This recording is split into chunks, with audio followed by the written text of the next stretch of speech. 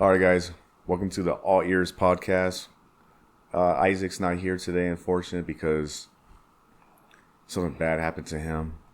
So, God rest his soul. It's called Pussy Whipped. Anyways, we had two very special guests today.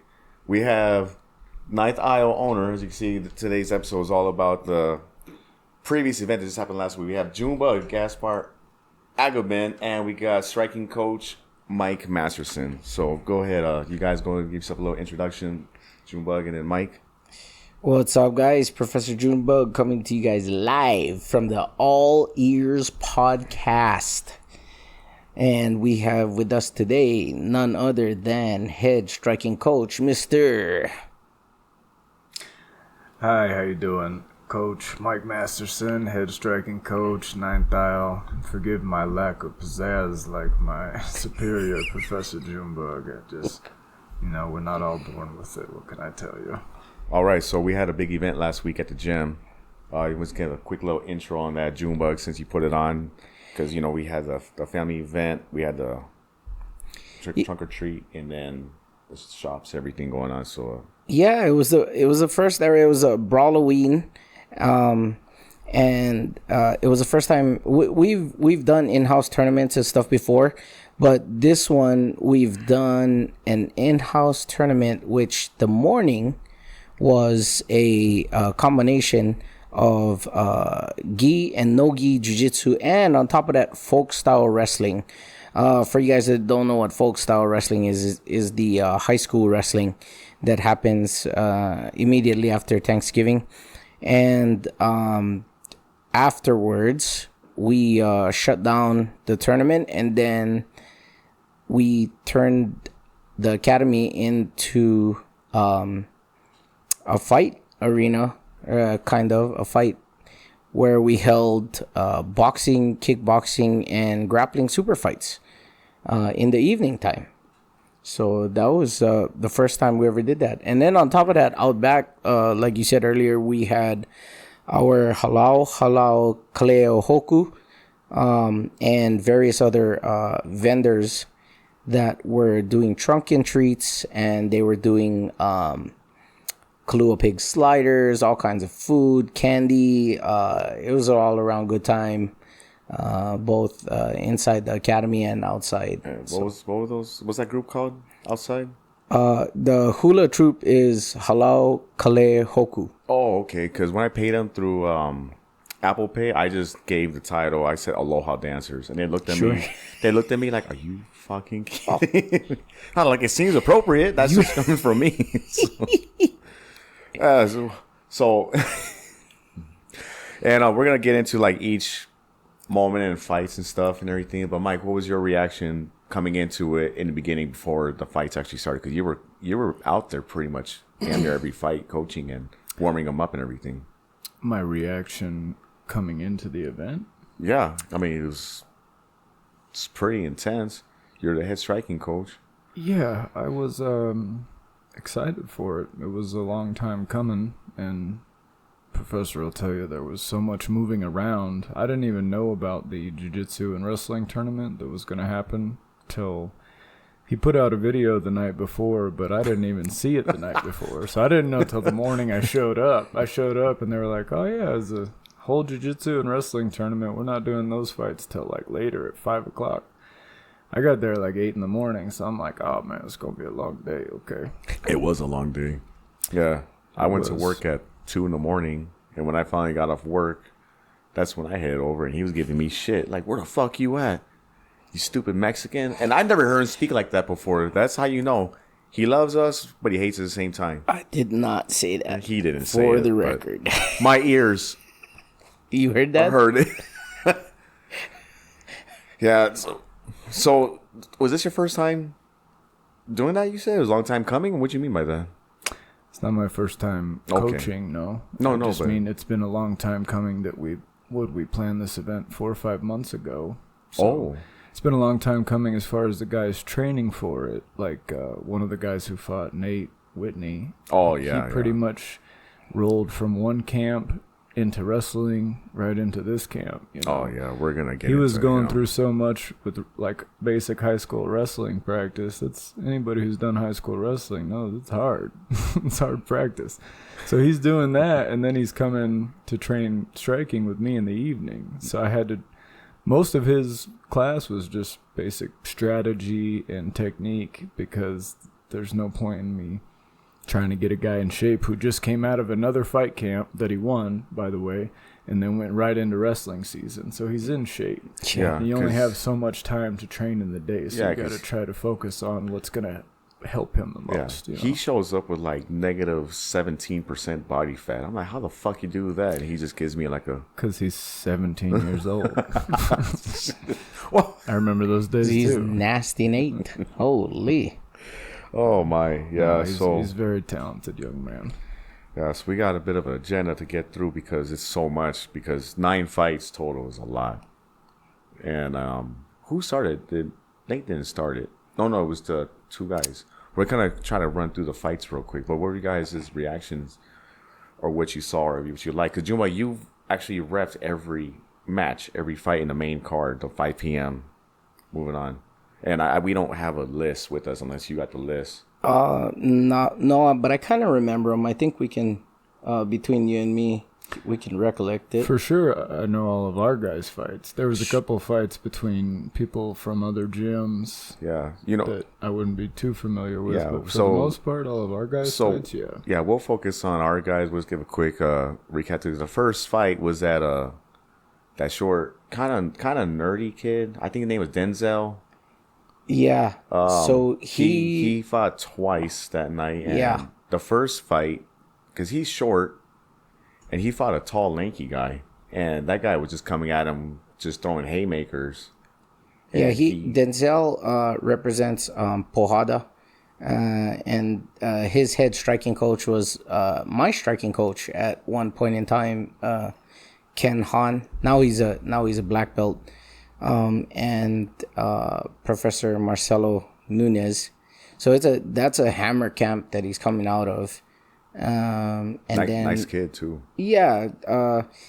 And the first one, was it a boxing match? I think it was. Yeah. No. It was kickboxing, and the guy kneed him. He threw a knee to the face. Oh, it was Animal Instinct under coach. Oh, now I think he's professor. I think he's a black belt too. Maurice Centers. And it's funny because all of us used to train together before under one flag at Striking Unlimited. Ken Han was the head striking coach. Mo was one of their best strikers. And now he has his own academy, Animal Instinct, down south. So they fought, and that was a pretty banger fight. Good technique, good exchanges, but I had to stop it in the second round, I think. Third round.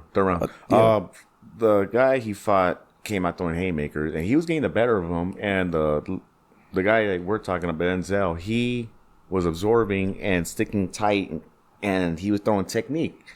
And as the fight went on, he just kept getting stronger and better. He looked very technical. He looked like a damn UFC fighter. Like, okay, like weathering the storm and just coming at him with all technique. And that guy just started getting tired and started getting pummeled and beat up. And you got to stop because that guy was wobbly. He was gonna get knocked the fuck out. I mean, it was inevitable. Mike. You were probably in the back getting. I saw a majority of it. I was warming up Cam. Yeah, they were second. For his and Rayden's boxing match that was coming up next. Yeah. But I did end up going out there and watching it because we needed to have somebody in the judge's seat, and there was nobody there, so I had to run out there to the judge's seat. Thankfully, didn't have to judge a fight. It stopped. Yeah. But the young man the tall gentleman who comes from Animal Instincts, Coach Mo's guy, his name is Elijah, I believe. Yes, yeah, Elijah. That's right. Yeah. And I think he ended up going to the hospital. Yeah. Like he broke his toe or something, didn't he? Yes. Something the like third. that. Well, yeah. I stopped it because it looked like he was taking a lot of punishment and he was not defending himself intelligently. So I gave him the warning. I said, defend yourself or I'll stop it. He was starting to look punch drunk out there. Yeah. That's what said. It was a matter of time that he was going to go down hard. So you say no. when you said he started looking like a UFC fighter initially, The little guy. yes, initially, I felt like it was nerves. That might have been his first actual match or something like that. I'm not sure, but I was listening to what Coach Ken was saying, and he was talking a lot about the diamond. So I'm thinking that that's a certain technique, or like a way that I hear actually Coach Mike also doing with some of the fighters, bringing them back to focus. It's like a way, a certain technique or a certain like way to draw them back in instead of the instinct taking over. And what is that pretty accurate?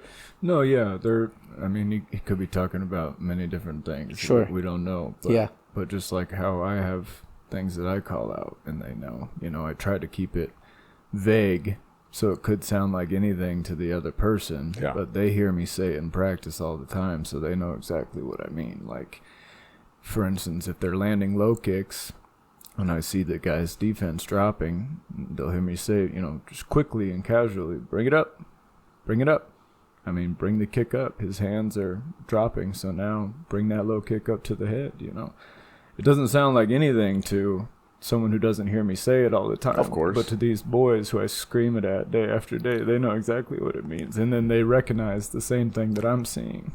And I just want to add, I'm going to remember that because you were telling all those kids, bring it up when they're sparring me. And I was wondering why they kept hitting me in the damn face. No, I'm just kidding. to a lay person who's just watching, bring it up. Like, first thing that I think of is like put your hands up for some odd reason, but it's not really what you mean. Could mean anything. Could mean bring up the pace. Like, sure. It could mean Yeah. bring up your pants. Could mean sure. everything. Yeah. So okay, so let's move on to the next fight. It was Rayeden and Cam. Mm-hmm. Right, like that was actually a good one, and you were coaching. Well, okay, so I gotta chime in on this one initially because when Cam accepted the fight, initially he didn't want to, and Coach Mike can elaborate on this. Because Coach was talking to him months in advance, and they keep saying no, and then the very last day I said, well, it's just gonna be against Rayeden, and it's more of like a sparring match than a real fight.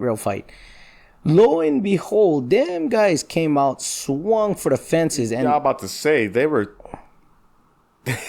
I was like, "What happened to friendly sparring match?" They weren't throwing haymakers; they were throwing.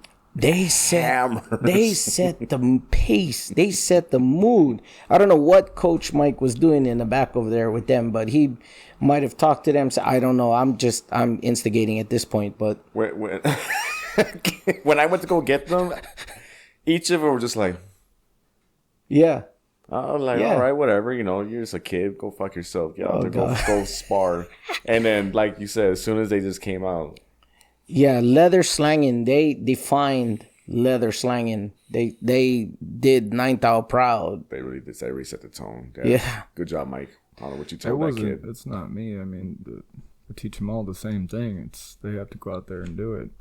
But like Professor said, Cam, what was it, like Wednesday he signed up for the fight? Yeah, the day before or something. His mom messaged me and said, hey, will you coach Cam on Saturday? And I was like, I was unaware Cam was competing on Saturday, but sure, And like Professor said, Cam is 12, I believe, and he's been training with me specifically since he was 7 or 8. Yeah. It's been a long time. Yeah, he's been there a long time. Yep. So Cam's pretty familiar with me, and he's never had interest like in sparring. He just has been kind of the ones that wanted to come and train. I know the type. About a year ago, I don't know who you're talking about. Yeah, because that man spars right there. Mm-hmm. He told me he doesn't. But Cam, it's the only class he does. Cam came to me about a year ago and he says, hey, I think I want to fight. I want to have a boxing match. And I said, well, that's great, but you got to start showing up to the second class. You got to start sparring. You got to start putting in that work, if you're going to actually do a fight. And he was for a little bit on and off. And then when we, like I told you, this was in the works for months. So when we did finally bring up this event, I went to Cam and his mom and said, hey, you want to do a boxing match? This is an in-house tournament. It's a really good opportunity to get some experience. You don't have to go through the USA boxing or any of that bullshit, God knows they're a pain in the ass to deal with. But it's good experience. And I said, yeah, this is it. You should sign up. And he looked at me like, I don't want to. No, I don't want to do that. I said, well, Kim, this is it. This is as good opportunity as you're going to get. Home turf, it should be good. He didn't want to. I brought it up multiple times over the next couple of months, and he still didn't want to. And then, I don't know, like the week of, I guess he just got a bug up his ass and decided to sign up for the fight. But to his credit, he showed up and he fought. The only thing that sucked, before we get to the next fight, the only thing that sucked was his headgear kept sliding up. Yeah. And it was like, oh my God, because he continued, because when you were moving around as a ref, from my angle where I was at, it went all the way up. Yeah. And it went, and he's like this to see, and I'm thinking to myself like, oh, and you were getting around, and they were going at it because you're trying to like get in, so you didn't see it. But it's like, what am I gonna do? Grab a towel and throw it? I don't know, I'm just messing around, but you know what I mean. Because luckily you caught it enough times to bring it. You tied it. I think you retied it too, Mike. I tried to as tight as I could, but their heads are just so tiny. It's just, and they don't have like a fully developed like man jaw and chin yet. You know what I mean? So it just slides off. Yeah. Especially once they start sweating. Yeah, but they were. Yeah, kudos to them, man, for those kids. Yeah. Like they. And having to be from Y&I, let's not overlook the fact that Mr. Rayeden did the Mr. Max Holloway pointed to the ground, and you know what I'm saying? Like, did he do that? He did that in the third. I don't know. Had to be the third. But I was gonna say, we talked about Cam, and he took it short notice, and it's good he stepped up and did all that. But don't forget about Rayeden. Don't sleep on that guy. Here's the thing. Yeah. Rayden's just he's like Batman. Rayden's in the dark corner waiting, and as soon as there's a fight, Rayeden comes out with his hands up. He's like, yep, I got it. Whoever, teammates, other guys, someone who walked in, whoever you got. I was thinking something. It's definitely reminding me of his father. I was thinking something along those lines because he always sees me and he goes, how you doing? And he's actually tall for his age and everything. So he comes up like right here to me, and but he's a child. And I see him swinging out there. I'm to myself like, am I gonna just spar him when he's gonna come at me like that? Yeah. Just like I said, they were in the back. Just I'm like, hell no. That's the reason why I don't end up in striking class very often. Like once in a blue moon. Only it take a lot for me to. And I love striking class. I love doing Coach Mike's class. But I just don't like getting punched in the face. I get it. I don't mind it. I don't know, something about it. I just I could do it if I need to, but those boys really. Yeah, kudos to them. Good job, boys. Yeah, to both of them. They both fought really well. And who's our next fight that came out of our guys? Fight 4. Who's Fight 4? I believe Nathan had his boxing. Oh yeah, first. He fought that 24-year-old Ben Horsford. Is that his name? Yeah, he was an employee at with Tiana, right? Yeah, he works at the Panic Escape Room. Shout out Panic Escape Room for all the good times. But my man Ben, and I think him and the brother actually train, if I'm not mistaken. That's what Tiana said. Tiana told me later that he's never thrown a punch. What? He's never thrown a punch. He's never did a single class of anything. Jeez. Never had a street fight. He just thought, oh, that sounds like fun. Let me try just to see if I could do it. And he went out there and.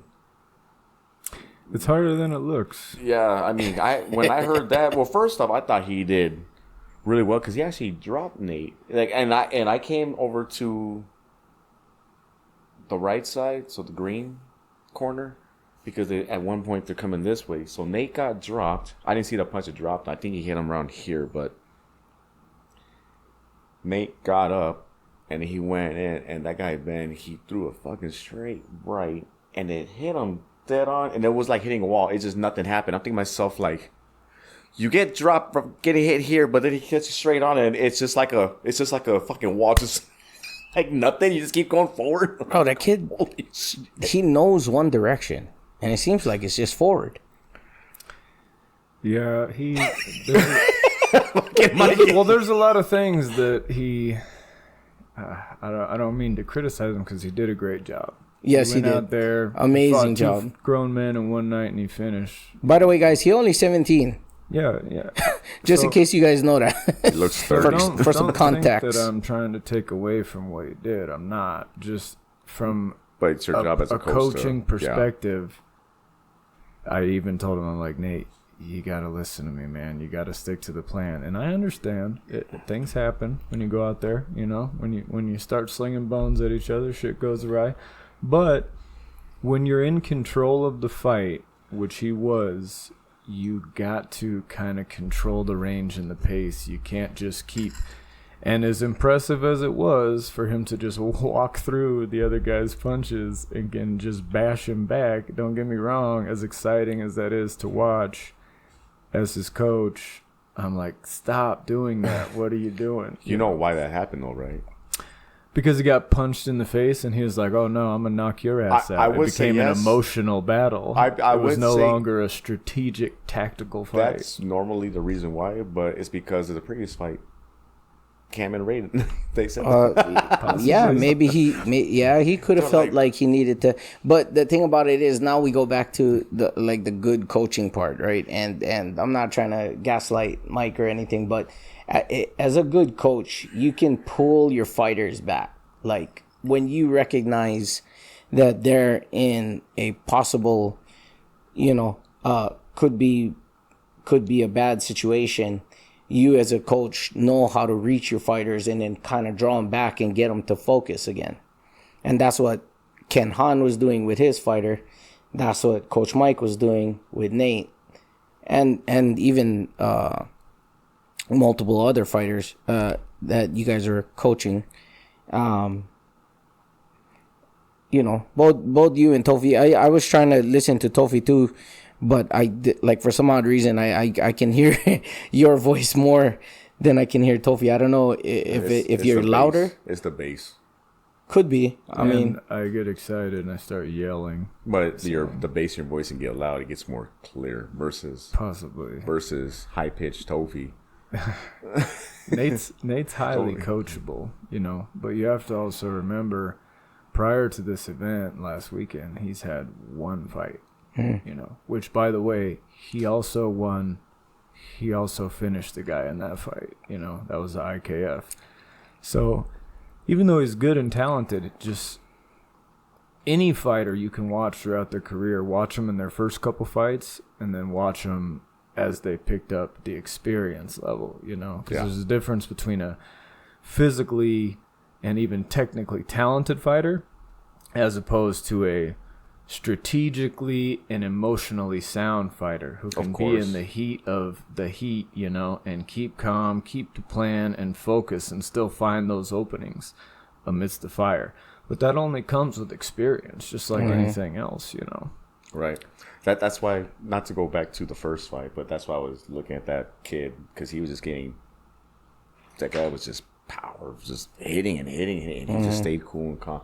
I don't want to go back to him, but just it looked like that. That's why I was like, he's that fucking young and looking composed like that. Either good coaching, he just has it. But I agree with you what you said about the experience. He is talented, but also every gym is different, right? So when you go to a big gym like a Syndicate or Extreme Couture, you have the advantage of such a variety and plethora of training partners, right? Yeah. But the disadvantage is you're kind of just a number amongst numbers. You know what I mean?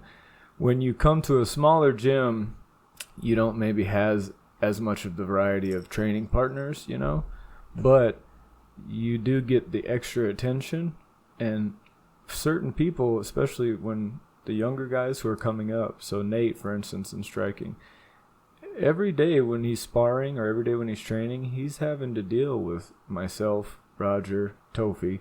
He's fighting grown men, some of which are professional fighters all the time. You know, and it's not like, I'm not saying we're top 10 UFC guys or anything, but we are experienced guys, and we do know how to push you. And when you're having to go through us time and time again, when you get in there with somebody else who's not at the same level, you're kind of prepared for that. I always tell Nate when he's going into a fight, I go, see how hard we push you. This is for a reason. This is why you do all this work. When you come out here, you think that guy's going to be able to push you the same way we do in an hour of practice? You think he can put you through that in 6 minutes?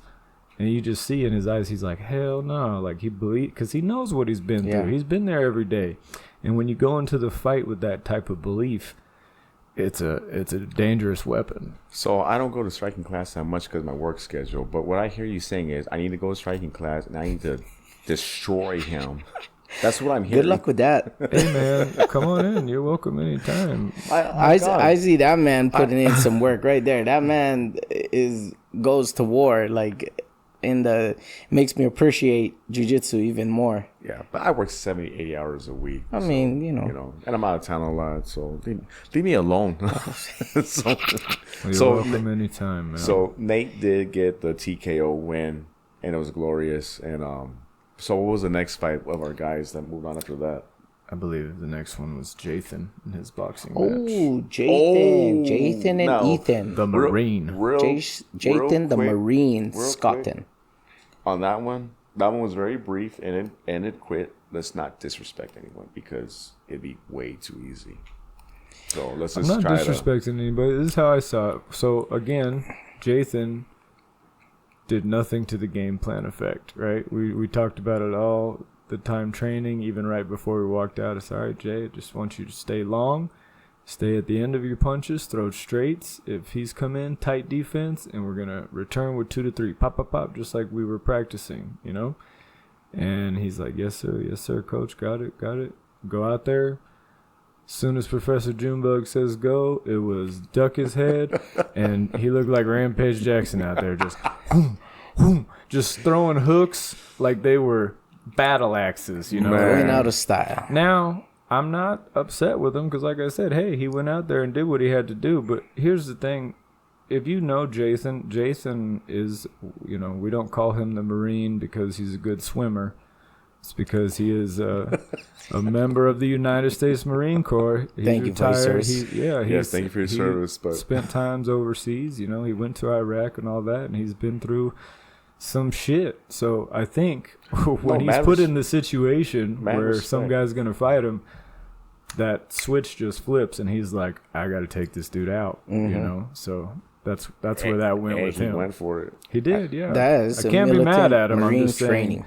I think that's just his natural instinct. He knew what we were there to do, but when somebody starts swinging at you, if you've been through the things and the training and the experience that Jathan has, when that battle switch flips, man, there's not really much you could do till the dust clears, you know? Yeah. And he finished it fast. I mean, Junbug stopped that fight TKO because it was getting bad really, really fast. Because it was like, holy shit. That being said, I said everything about Jathan. The other gentleman, what was his name? Ethan. So he's fought at the events there before. Yeah, he has done one other event over there before. He's boxed there before, and kudos to him for coming out. I appreciate it. And he cornered the other guy who boxed Nate, you know. Yeah. So it's very nice of him to come out. He seemed upset that Junbug stopped the fight when he did, you know what I mean? And I'm not sure what he was upset about exactly, but in a fight, especially something like that, where Junbug explained at the very beginning in the rules meeting, he said, hey, look, guys, this is nothing's on the line here. This is not a professional fight. This is glorified sparring. So if I see that you're in any kind of danger, I'm just going to stop it. Like, so everybody understood what was going on, what we were doing here, you know? So for him to get upset, it's like, my man, you got to either fight back, move, or defend yourself intelligently. You can't just back up and, you know, turn your head and get bashed over and over.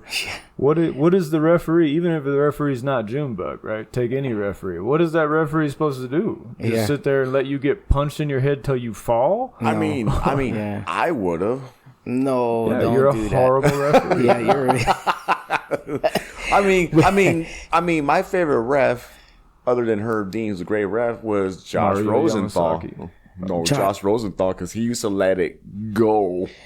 Let's not talk about that. That's just the subject. So, on tangent, but like there was, I don't know if you guys remember, a while back, and I'm not gonna throw the college under the bus here, but it was held here in Vegas, and they did a charity event for fundraising. I forget what the charity or the funds were going to, but it was a local college here in town that threw it. Mm-hmm. And they were doing a boxing match, but they did not stop the competitors. And like by the time the fight did stop, I believe that one of the fighters ended up unfortunately passing away because I think he fainted or something in the ring. And it's very sad, you know what I'm saying, that that happened. Very unfortunate, but I was definitely not trying to have that even happen. And I really wanted to express that in the rules meeting. I said, you guys can hate me all you want. That's fine. But just know that I'm going to give you guys one warning. I'm going to say, defend yourself or I'm going to stop the fight. And I did. I gave folks. You gave way too many chances. I mean, I gave them the warning. I went in their face and everything. Hell, I caught a couple stray left hooks because of that. But, we were hoping for a knockout. No, I'm just kidding. I'm kidding. And then there was two, unfortunately, upset participants. And we won't mention that guy ever again. Not because he's not worth it. No, hey, the second one. We appreciate him coming down. Yeah. And we spar all the time. So come down and train. Yeah, but to act like that, and take off like that. I'm not talking about the one that we just talked about. Sure. Not him, but the next one. We'll just ignore him. Well, what was our next fight that we had for the guys? And we kind of got to keep the pace going a little bit. Well, for our also, guys. I think we were skipping over the jiu-jitsu super fights too, because squeezed in there was Josh's. Oh, Josh. Yeah, fight, Josh and Ricardo. Yeah. Josh and Ricardo. Nice guy. Ricardo. I met him. So, he's a nice guy. Ricardo, I don't know if you remember, they used to train with us back at our old academy. His dad was Carlos. He was good friends with Ramon. And they opened up the breakfast. Oh, I'm sorry. It's like Voldemort. I'm sorry. But so his dad actually brought like 4 of them in. It was the oldest one was Adrian. Second one was, I'm probably getting them mixed up. I think the oldest one was Julian. Second oldest was Adrian. Third oldest was Sebastian. And then it was Ricardo. And then Carlos, the dad, used to train as well. They owned Don Tortaco. I remember that motherfucker. Fuck him. Oh, I love that guy. What are you talking about? That motherfucker. I would like it if they trained back with us again. You're drilling and he's resisting. Kind of. No, not kind of. It was my first day. I was just drilling and you're like, you're going to drill with him. And he's over here like. Yeah. It's like, dude, what the hell, you're not man? wrong. He was very very strong because he was an older gentleman. Like my age. Or maybe older. He was in his 50s at the time. Oh, 50s. Mm-hmm. No kidding. He was in phenomenal shape at the time. He won what, $800 for that fitness contest that we had? I missed that by like a month. Oh man. Because you were telling me about it. I'm like, but we're getting off track. Ricardo was one of his little guys. He was the littlest guy, always used to get beat up. They always used to pick on him. He's always crying. And he's a big boy now. He's huge. 303 pounds. Is that how much he weighed? Yes. I got him. And Josh, he's not 300 pounds, but he's a big dude. He's, one of our heavier heavyweights. He said he weighs 220. I think he's heavier. I think he's heavier. He's so fucking burly. Yes. He's a burly man. So yeah. Unfortunately, he lost by the arm lock, wasn't it? It's the straight arm lock via Kesagatami position, side control. Yeah. That we call that the CJ special because the last time CJ broke the kid's arm with that. But Josh swept him, was able to take his back but couldn't finish. He fell off of his back. And then Ricardo put him in side control, Kesagatami position, and he couldn't get out of there anymore. And he isolated Josh's arm and finished it with a straight arm lock. So, but Josh said that Ricardo like punched him in the nose or an eye, something like that, but his mouth was bleeding. So, I don't know, somewhere there was scrambles and accidentally hit, you know. Against a 300+ pound man, if he goes like this to you, you're gonna bleed. Yeah. And some big bear paws. Too long of a pause.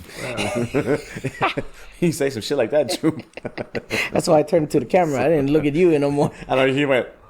Hey, good save, Mike. So, all right, what was our next fight? Because I know we had that blue belt. You brought that up. He got a knee bar. Between that, there was a couple of other striking matches, but not guys from our gym. Okay. And then we had young Caleb. Yeah, that we were talking about that earlier before you got here. Mike was late. Mike was 45 minutes late, by the way. No, he wasn't. I'm joking. Caleb Shargaloff versus Cesar Ayala, representing Methods Jiu-Jitsu. Black belt professor over there is Rene Lopez. Okay. Yeah, we had him in seminar before. I remember. Nice guy. And it was a pretty interesting match because Cesar walked out with a pink and white. I think it was a Hello Kitty wrestling singlet. So yeah, it was straight hot pink.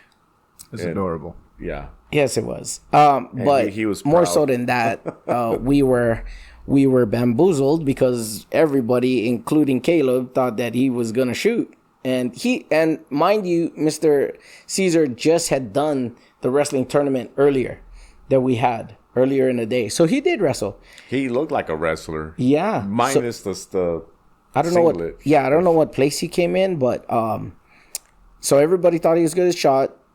Even Caleb, but he ended up pulling guard twice, and Caleb met him on the ground. He was in like almost a butterfly position, but then he went into rolled into a half guard and attacked the far side knee with an inverted knee bar.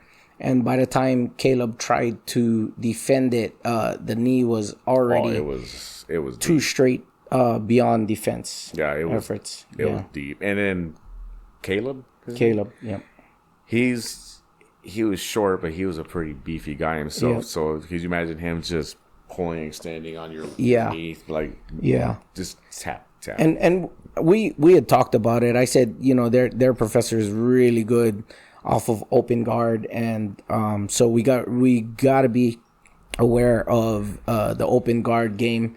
We need to pass that guard right away. Get that knee cut going.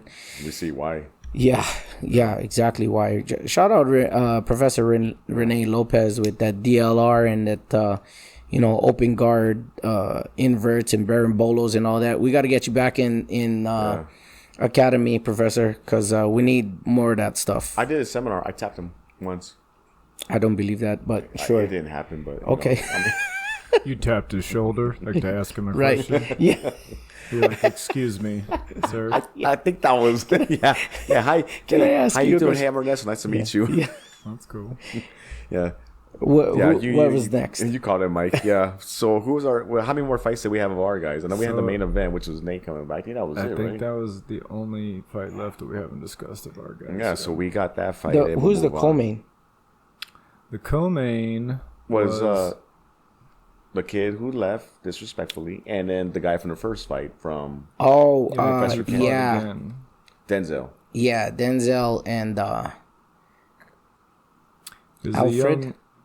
Alfred. Yeah, he's a young man from Syndicate. Yeah, I mean, and I actually talked with him afterwards. He called very apologetic and said he was sorry about walking out. I said, The one thing I do respect about you is that hopefully you follow the instructions. I said, if you guys have to absolutely leave, go ahead and isolate yourself away from parents and kids, because we had the trunk and treat going on. I said, I understand you guys going to get emotional and want to, blow up if it doesn't go your way. I get that. This is an emotional sport, but please do us the honor and respect by just walking away into a place where nobody can see you, and then you can blow up, have your whatever you need to do to deal with your feelings at that time.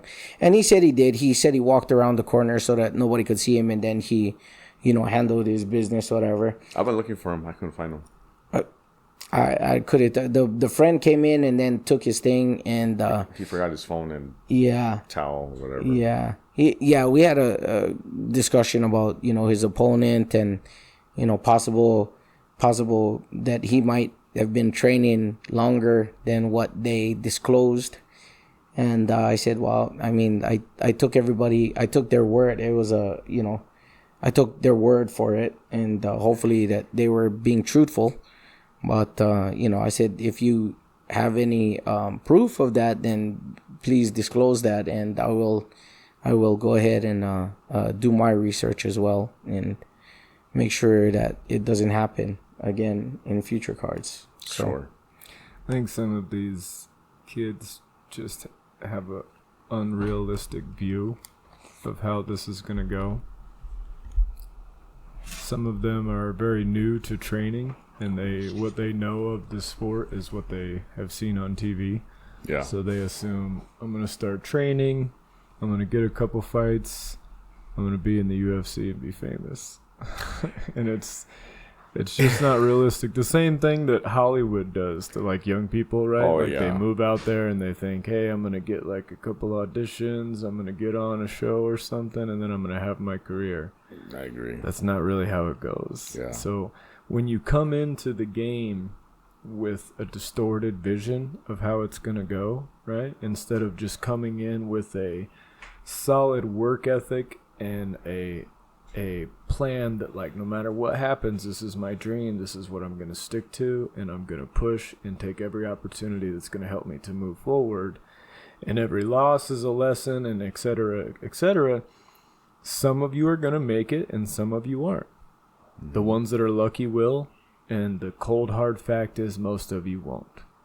And that's with every sport, right? NFL, NBA, everything. For every guy that you see that makes it to the NBA and makes a great living, there's 1,000 guys that never did. Probably more. More, yeah. I'm being generous with that fact. And in this sport, it's even harder, because in this sport, you don't just like lose the game, you get your fucking ass kicked. Sometimes you get hurt really badly. Like you've seen fights just like I have where guys are just not the same after. You know what I mean? Like some guys go through fights, and then after that fight, it's like they're never the same guy. Biggest example would be Tony Ferguson after he fought Justin Gaethje. Yeah, that's a perfect example. That's the perfect / biggest. And you could also say like guys like Max Holloway after he had his loss to Volk and stuff like that. I mean, guys that were on incredible winning streaks that were just pretty much beating everybody that you put in front of them. And then after a couple bad fights, it's not that they're not good anymore, but they are kind of shells of them former selves, you know. And not to take away from either of those guys, because they're both two of my favorite fighters, you know, two guys I respect a lot. But Michael Jordan's the greatest ever, but if you put him in the NBA right now, he'd look foolish. You know what I mean? Like he's not going to hang. You can only be at the top level so long. It's not to take away from anything that you've done. It's just to say every athlete has a shelf life, you know. Prime Michael against Prime Kobe would have been good. Yeah, I'm not talking about Prime though, right? That's you're talking about different things. Yeah, I know. Yeah, if I could take Prime Tony Ferguson and throw him in the lightweight division right now, I like that. But unfortunately, that's not how it works, you know. After he fought Justin Gaethje, he was just badly destroyed. Too much damage. But he's the type of guy that would want to destroy himself just to prove a point. That's besides the point. That's unfortunately. You could have a whole podcast about Tony Ferguson. You know, I followed his whole career from The Ultimate Fighter. Great fighter and a huge fan, but man, just like anybody, right? To be really great at something, you got to be kind of a little out of your mind. Yeah. All right, guys. So we got one fight left to talk about, which would be the main event, and it was Nathan. I forgot the guy's name that he fought. Logan Kekahuna. Yes. And okay, let's start on the reverse side. Let's start with Mike. Your breakdown of that, because you coached him on that one, right? I did. Okay, so we'll start with your take on it, and then we'll move on to Junbug with your take, because you were the ref, and obviously you're watching and observing. So go ahead, Mike. What do you think about that main event? Well, to just start with all the positive, right? Nate, he did what he needed to do, right? Clearly the judges weren't needed. He went out there and he finished the guy, and also he kept a high pace, which was nice. He was fighting through it. He definitely took less shots than he did in the first fight. He had a significant reach on this gentleman. Yes. Once again, he didn't stick to the game plan. Round one, the game plan was we're going to destroy that leg. We're going to hammer that leg. I think you can rewatch round one. He may have thrown 2 leg kicks, and the rest of it was all he was headhunting. He was coming off of a high of finishing that other fella in the boxing match, you know, the way that he did. And he was like, I'm going to knock this guy out too. So he kind of came out headhunting, you know. He got away from the game plan a little bit, and I tried my best to pull him back after round one, because if you watch, he was, even though he had a good reach advantage, he was becoming so overzealous that he was like just running right up on the guy, and then now he has no room, and he ends up just crowding the guy out of the ring, you know. Sure, and without that being guy able to land significantly. That guy, he's a grown man. Because he was a nice guy. He was very nice. Good guy. It's like he kept backing up. Every time Nate wasn't even pushing forward. Nate was pushing forward because the guy just kept backing up. Like, punches were coming, he just kept backing up. And the barriers and Junbug kept having to go and get it. He almost fell into the crowd. I mean, if you weren't there on many occasions, to just one time you literally caught him, and he fell into your arm, and I think you're holding the post. Yeah, I was holding the pole. Yeah, that was the first time that happened ever. He was moving backward, but to his credit, he was kind of being bombarded, you know. Like Nate, he wasn't slowing down. Nate was coming forward at a high pace, and like I said, he was headhunting. He was going all headshots, body kick here and there, but it was mostly headhunting. Yeah. There was one point where he teeped the gentleman like right in the chest, and he went back and he smacked the pole of the bag rack, and you could just see his head. He was just like, fuck this. And I'm surprised Junbug didn't stop it, and I'm also surprised the guy didn't just fuck him, because the guy wanted to fight. You know, he wasn't trying to quit or anything. He wasn't trying to quit, but he wasn't fighting, because how many punches was he throwing? Eventually, how many punches was he throwing? Because at the end of the first round, it was right there being over. And the guy seemed like a nice guy. His coach seemed like a nice guy. And I'm for us and our team, and I was just ushering the fighters in. That's all I was doing. But I was tempted to go over there and be like, hey, dude, you got to push against him. You can't stand here in the pocket and back up. You got to push towards him and bring the fight to him. I almost did it, but I was like, he's not part of the team. Stay away. Let his coach. But that was my take from the outside. And I'm not a fucking kickboxer or boxer, but I train, but I'm not like either of you. But it's just like, you gotta have something to give back. That was just my opinion, my 2 cents. Well, just think, like, what do you have to do to really, in jiu-jitsu, ideally, to get a submission, what do you want to claim first? Dominant position. A dominant position. In most dominant positions, you're going to close what between us? Space, right? Because if you leave space, that leaves me space to move my hips, space to escape, slide out, shrimp, etc. So most dominant positions, whether you consider it side control, mount, back, whatever, it's a tight, no space position, right? To narrow that. In striking, to really implement good damage and have good visualization of the openings you have to maintain distance. You know what I mean? Now, that can change depending on the fighter who is in the fight, but if you're the longer fighter, like Nate was in this kickboxing fight, ideally he can push him back but still maintain distance, keep him at the end of his punches and kicks. A lot of the time, if you watch it, he was going forward at a pace faster than the gentleman was going backwards, and instead of just pressing him back, casually and maintaining distance and taking what the guy gave him, he was rushing in, and he would end up crowded, and then that's why it had to end up keep getting stopped. You know? So what if the guy would have? Nate was good at pressuring, and pushing the pace. What if the guy was to go in and push against him and force Nate on the back pedal? Now he might be great. He might be better. I don't know. You would know better. Both of you would know better than me. But with him getting bullied and pushed back, why not try the opposite? Let's push him back. Absolutely. If you got to eat punches to push him and impose some of your will, you might get countered. Because let's just say Nate is the best counter puncher in the world. At least he tries something different to push it to try to get back in the fight. Does that make sense, or am I speaking out of? I understand what you're saying, but if I was in his corner, I would have been saying we gotta move and fire back. We can't just back up in a straight line. I would advise him to circle out and try to fire at the body, since he's the lower fighter. I would give advice like that. But I will say, speaking as somebody who has sparred Nate a lot, and I think Oscar can attest to this too, it's not easy, man, because he's fast and athletic, but two, he doesn't really get too tired, so he can keep punching you at that pace for the whole round, and it can become overwhelming.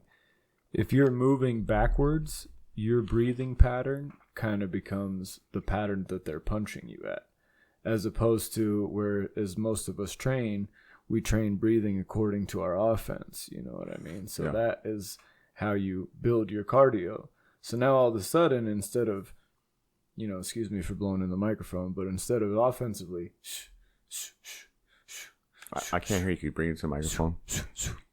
Breathing with each strike, right? Now I'm retreating, and every time you punch me, I'm tightening up, right? Because I'm defending, and I'm so now it's breaking my breathing pattern. I'm building up that lactic acid in my muscle. I'm reverse training my lungs and my muscles from how I've been doing in practice every day. Okay. Does that make sense? So sure. You can definitely get worn down a lot by being pressed that way. And I'm just saying, you are right in saying he needs to press back, because clearly you can't just do nothing. But it is easier said than done when somebody absolutely is coming at you with a high pace and a high volume, and they're a taller, longer fighter too. He was also a teenager. No, yeah. That's me being an ass. That's me being an asshole, guys. Sorry. My apologies. No, much respect to that guy and his coach. They were both very nice, very respectful, very kind men, and I wish them the best. And I hope that guy actually comes back from this fight and gets better, because fuck, I thought he was like a bad motherfucker. He just had like an aura about him. I think Oscar should fight him. Huh? I think Oscar should fight him. Oscar's shaking his head. Nope. Yeah, I know. He always tells me no, but it's too bad. He's really good. I know. So before we move on real quick, Junbug, anything you want to add to the main event? Yeah, I think to piggyback off of Mike's comment regarding breathing. Junbug, speaking to the mic, please. Regarding breathing, I feel like when you're attacking versus getting attacked, you breathe differently. Like, you're so much more confident in the sense that when you're the aggressor, when you're dishing it out, to when you're receiving it, like Coach said, when you're just like, the level of stress that you get when you're on the receiving end is real bad. It's the same with jiu-jitsu. It's like, you know, like when you're dishing it out, you're calm, you can breathe easier because you're confident, you know that you're on the upper hand, you know. But when you're receiving it, like, you go into a level of panic. Like, even in striking, when you're being attacked, and it's like quicksand, right? You go into the quicksand, and you're fighting for your life. That's kind of like what being on the receiving end is. It's just like, holy shit, I'm just getting pummeled right now. So your level of stress is like hitting the roof, and then you're panicking. And then when you're panicking, you can't control your heart rate anymore. You can't think clearly anymore. You either you know, Hail Mary, or you give up. That's like right at that point. And I kind of feel like that's where Logan was at that point. Like, I feel like that's why he wasn't throwing back as much. I think in his head, he was kind of just like, oh man, this is just a shitty spot to be in. He didn't know if he could turn it around or not at that point, you know? Yeah. And the coach wasn't really, like, he was yelling for him to attack, but really wasn't Giving like strict instruction, like. Yeah. Wow. Oh, as far as I could hear, anyway. Yeah. Is that guy? He looks familiar. Is he a brown belt jiu-jitsu fighter? 'Cause he looks like someone I saw at a tournament. This is before I think I was a blue belt, but I'm just curious. I want to say, like, that guy fought on our card too. Before. Okay, we don't need to get into it. I was just curious because he looks really familiar. That's how I was thinking. I saw him, but I forget his name. But I'm pretty sure he fought on one of our previous cards. Yeah, super nice guy, super respectful, Yeah. both of them. And as for Logan, I hope he comes back as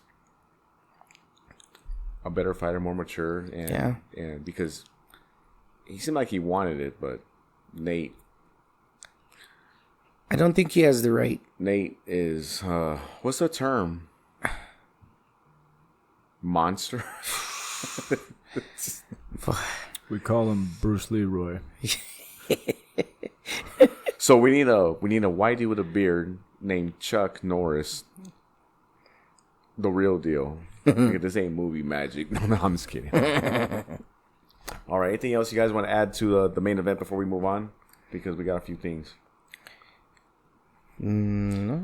I'm happy he won. Yeah. You know, I'm happy he won too. I just want gave my criticisms about it and said that he needs to do better with the game plan. But overall, the kid went out there and he took the fight to him, and he won. He did what he needed to do. He represented the gym proudly too. And I just want to add one thing, because I was right behind your seat, Coach. Right there, and he came to you, and you're taking his gloves off. I did this for both fights. I don't think he got his gloves off the first fight, but he's right there. He's just kind of like, you know, with you and this and that, and you know, whatever.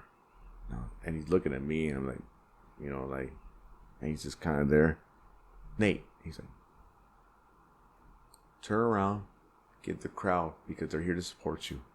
He turned right around, and. And they just, both fights, especially the main event, they just fucking roared for him. And to see him absorb and take it, you could tell.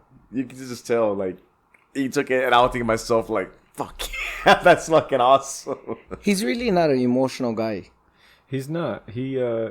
But that night, and even the night of his IKF win too, kid didn't stop smiling. No.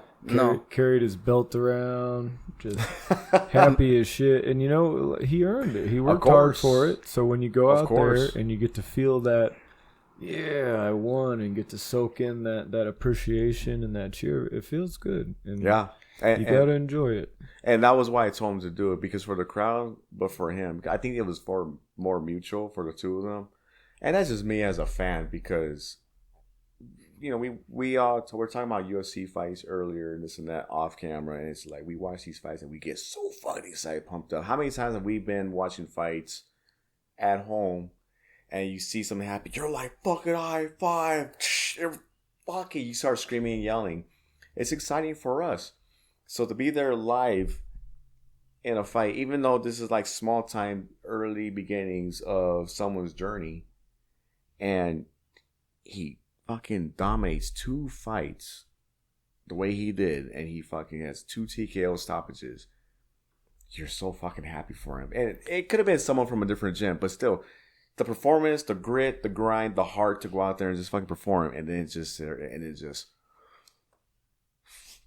fucking for the crowd, and you're like, yeah, it's I don't know, it's contagious. It's like one of those things you got to, and it gives electricity to the crowd, and the crowd just gave it right back to him. Yeah, the crowd was very entertained. Everybody, I've had nothing but positive feedback from people that have attended, and when they were posting online, they were like, "Holy crap, this is what goes on down there." It's like you're like, "This is a tame day." Nah, yeah. I don't know. Can we give it a shout out to Love and Unity Media Productions too, man?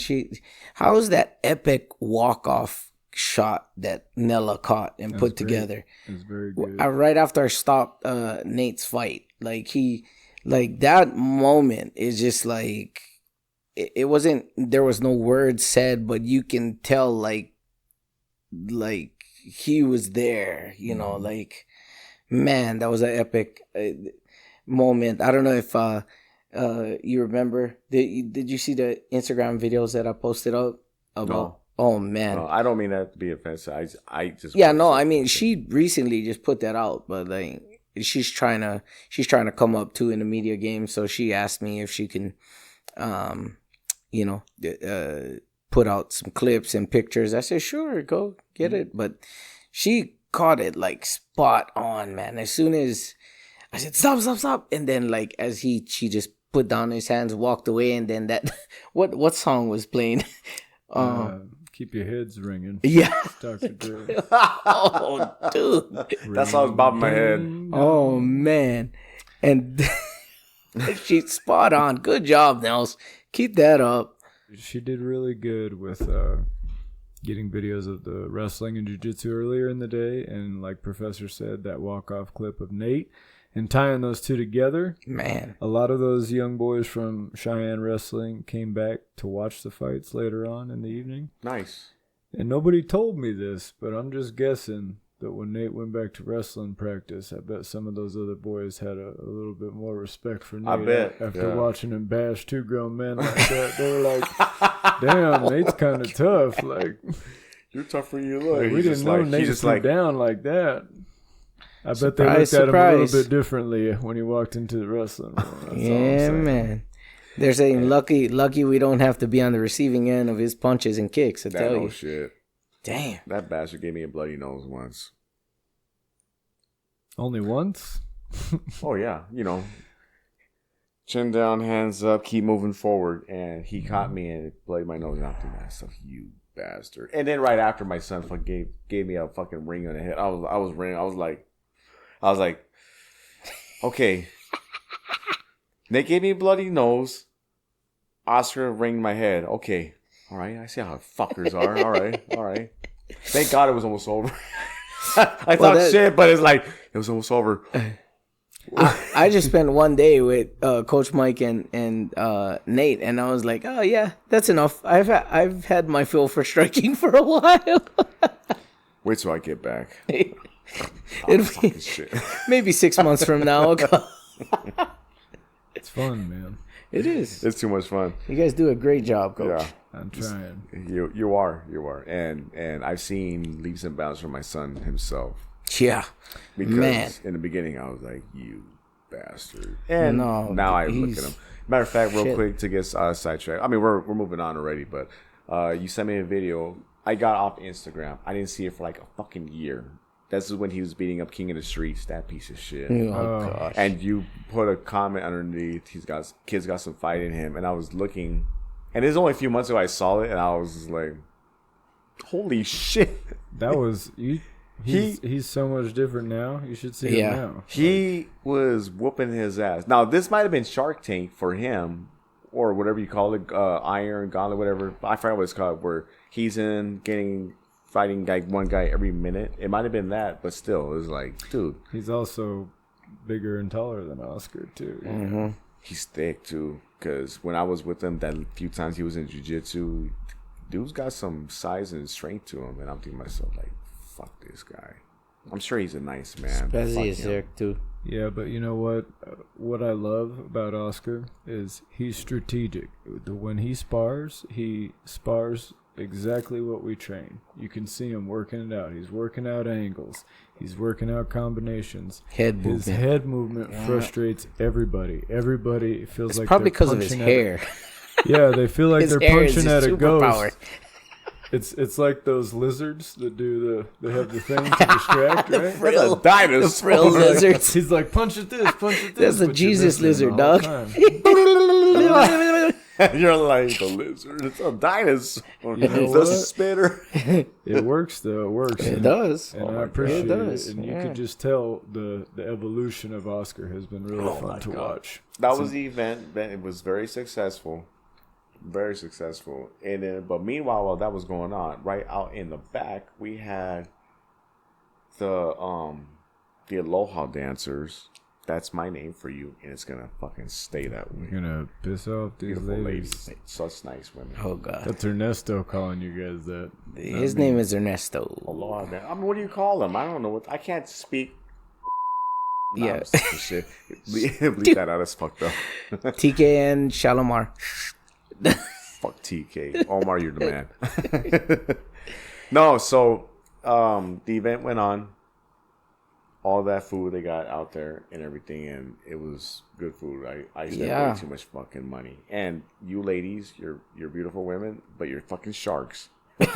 They took me for way too much fucking money. They had they had Kahlua pig sliders. I had some chowder that was bomb. I had some Omar brought in this huge plate of Kahlua pig, rice, poke, 2 types of poke. My wife Amber and a couple of other moms who came, they were all talking about how good the trunk or treat was. Yeah. They said that they put a lot into it. You know, they had the Starbucks set up, and then they gave the kids a Costco card. It was elaborate. elaborate. Over to the Costco booth, and they got to play games and all that. So from all the moms who go to a lot of trunk or treats, for them to compliment that and say how creative it was, that lets you know from real judgmental trunk or treaters. You know what I mean? They it was legit. Good things to say about how So good job they did. shout out to Auntie Tiff Zodermeister from Halau Kale Hoku. That is our resident hula halau troupe that train at our spot every Tuesday and Saturdays. They train with us, and they help us out with all of our when they sell food and stuff. They were selling like Kahlua pig sliders, chowder, and like Coach Mike said, doing the organizing the trunk or treat and other various games out there.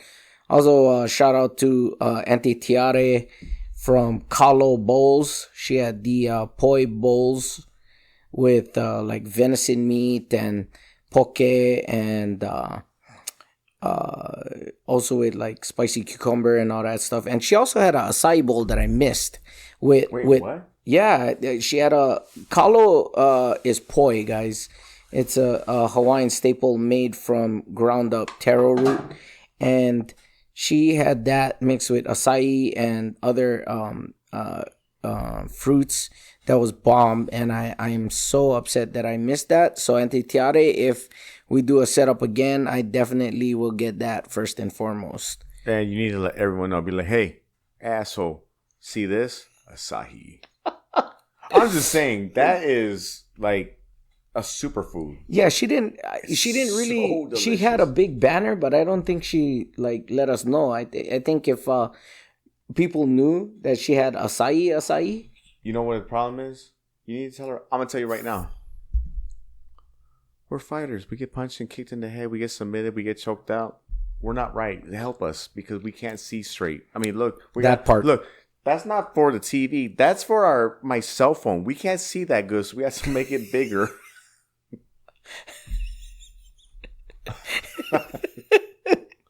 I'm just saying. Gosh.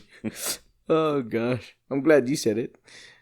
I just speak for you and Mike. I see okay. I'm just fucked up. Mike probably sees amazing right now. I'm my diabetes is kicking in. I'm trying to hold back from eating his chocolates. My Mexicanness I is got kicking some in. over here. I know, I'm 2 down with 1 to go, but I probably shouldn't eat the 3rd one. Coach. If it wasn't for the random drug testing for my federal job, I keep looking over. You asked Ernesto how many times I've looked over at that one piece that you left up there. Too much. It took all of me not to just. Isn't it funny how I'm like, oh yeah, I'm actually really nice, proud of myself, not drinking for over a month as I'm eating 200 milligrams of fucking edibles.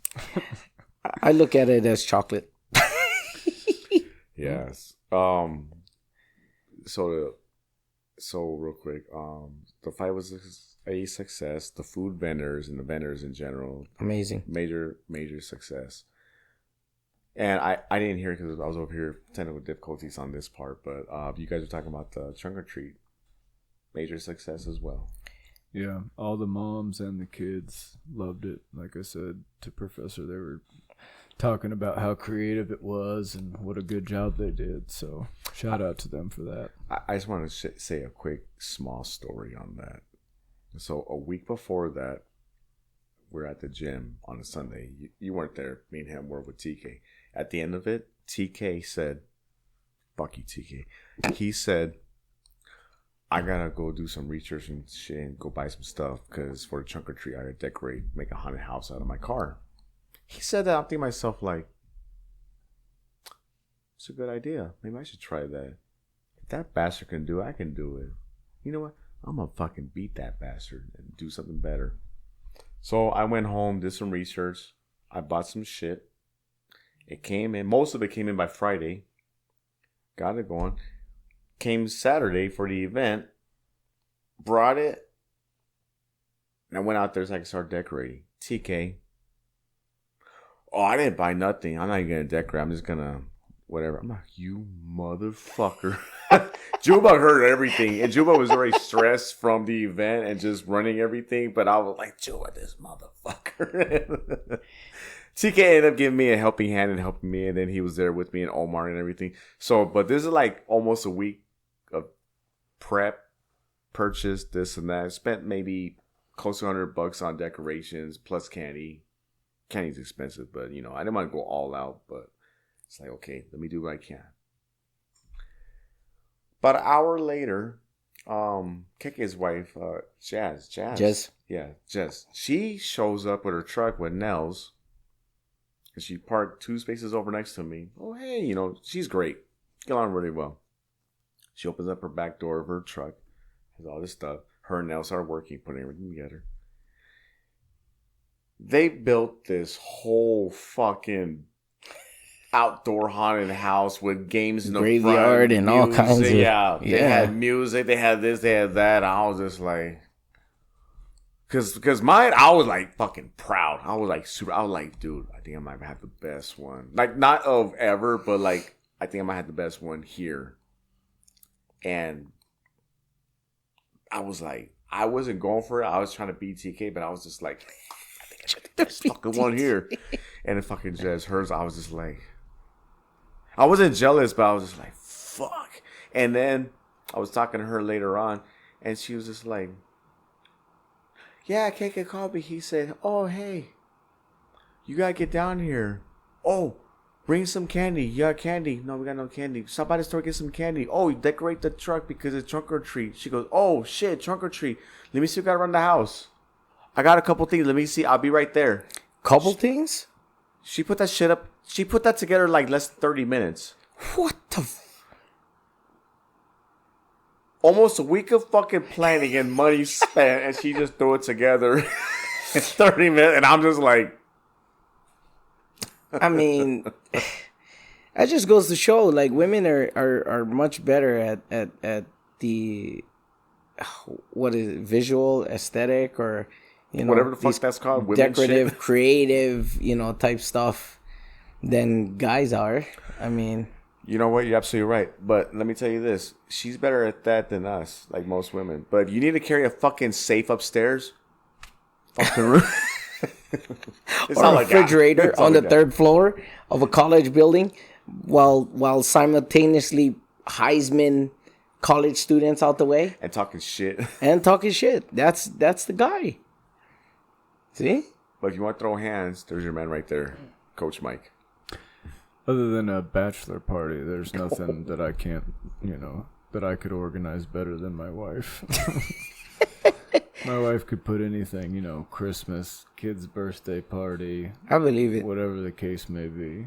No shit. Other than a bachelor party, like I said, she could put everything else together better than I could. I was surprised she didn't do trunk or treat, did she? No, she didn't, but she was one of the first ones to tell me how great it was out there. Did she see my setup? She did. She said Ernesto's was probably the worst of the bunch. No, I'm just That's joking. I believe it. She didn't say that. She didn't did. say anything She about did. yours. No, I did tell you earlier, no, though. it's canon. She was upset with you. It's canon now. It's canon. It's official. Yeah.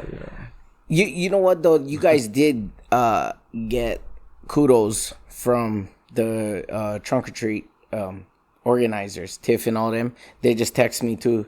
They said, man, they were so happy that you guys participated too, and was very impressed with you guys setups. Who? Me? Tiff, like all of you guys. Who's like all you guys? Like the collective, like our people, because they thought that it was just gonna be them to do it, and then that's why they were trying to go all out. But then when they saw that you guys participated as well, TK and Jez and TK didn't do it. He just gave me 2 cents. who is next to TK? Was it Omar's van?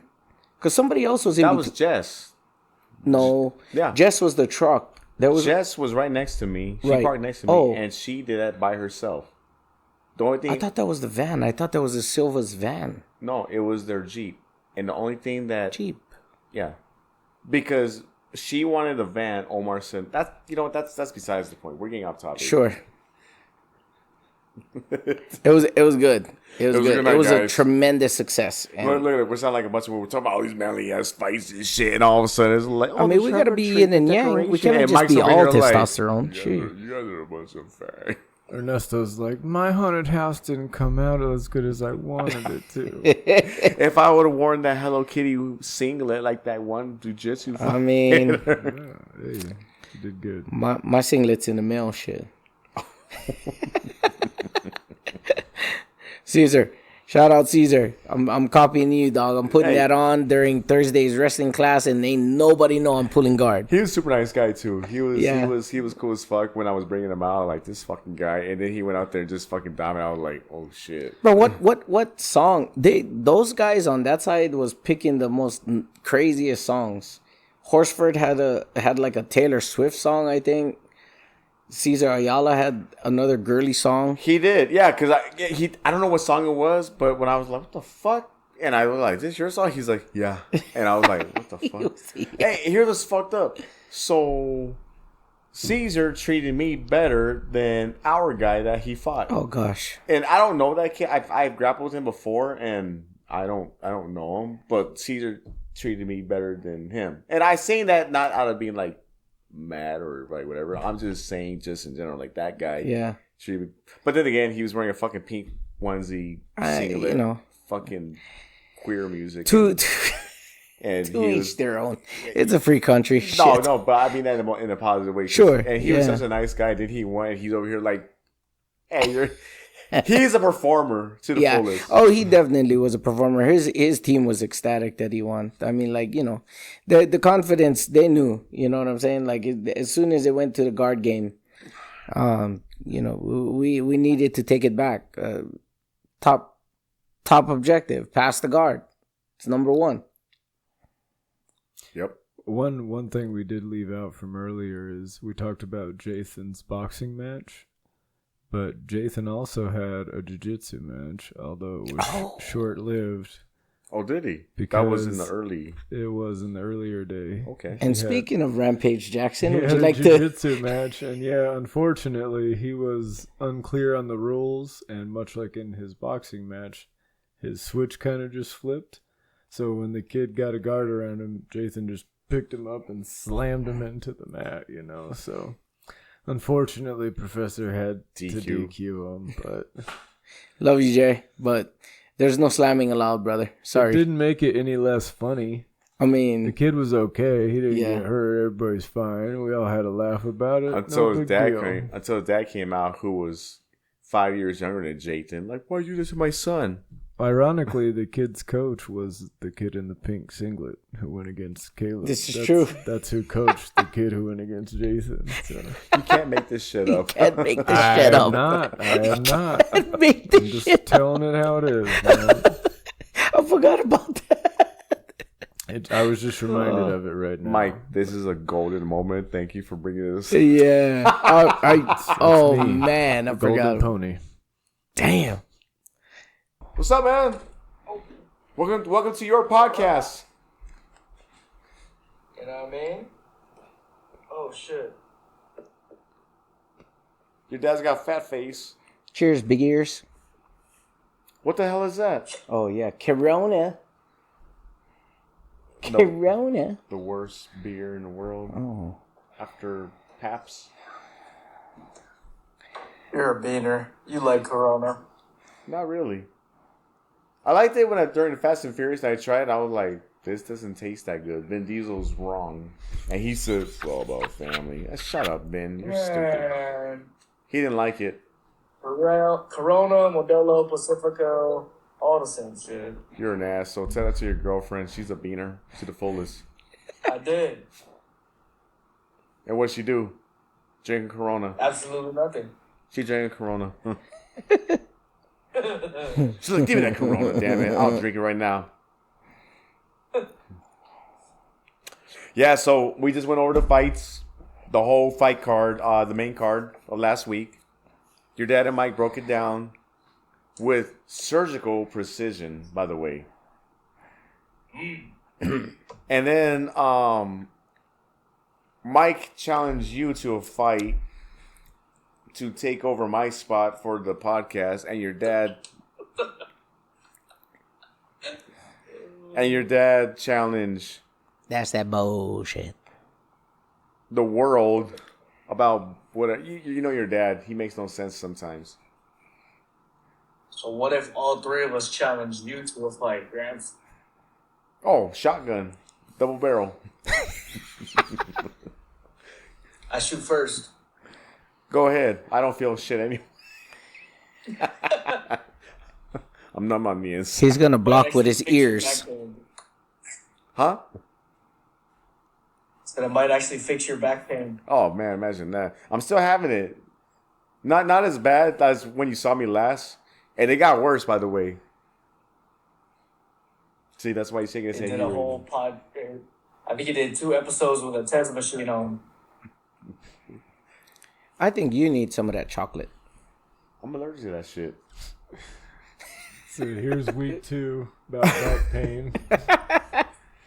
It's almost as bad as Mr. Uncle Charlie with his rib pain that Renante caused. That he blames Renante with it. Kick him on the opposite side, guarantee he'd be like, Yeah, oh, it was about that. And then that fool, I told his ass about that, and then he was like, "Ugh." He didn't want to listen. And then all of a sudden, fucker, you're out for 3 weeks. Oh my god. Sorry. I'm sorry. I just pulled it in Nesto, bro. Come on. I just pulled the all the ears moment right now. I can't believe your dad just pulled a joke like that. Oh. Your dad's not known. Leave it in. Your dad's not known. There's a clip right there. Junbug's not known for that. Junbug gets clever, but he's not known for that type of like shock. Where's it at like You guys this? drinking vodka and whiskey? No, we got rum and vodka. Oh. But we're doing what I do because we have sparkling water and mint leaves. We had limes, but they were spoiled. Your dad was supposed to bring somebody. He failed. I was supposed to bring donuts. Your dad said, "You want donuts?" Just use the Famunda cheese, dude. Oh. It's the same thing as lime. I was almost going to throw up just a little bit. Just a little bit. What the fuck is going on? I'm familiar with Famunda. I'm not. What the fuck you guys talking about right now? Shit. It's almost as good as Schmegma. Oh. Fuck you laughing at him. Oscar's got a big ass smirk on his face. If I can make Oscar laugh, you know I'm doing Yeah. The worst comedians make the back of the room laugh, you know. Touche. We're gonna keep letting random ass people like compete on the card. I mean, it was, the panic room thing was, I don't know if that was a gimmick on the person that suggested that, but I mean, like, I just kind of went with it. Like, novice, 0 or less than 0 fights. Or, I mean, you can't get less than 0, but I mean, That day you can. If CM Punk can fight in the UFC, why can't we?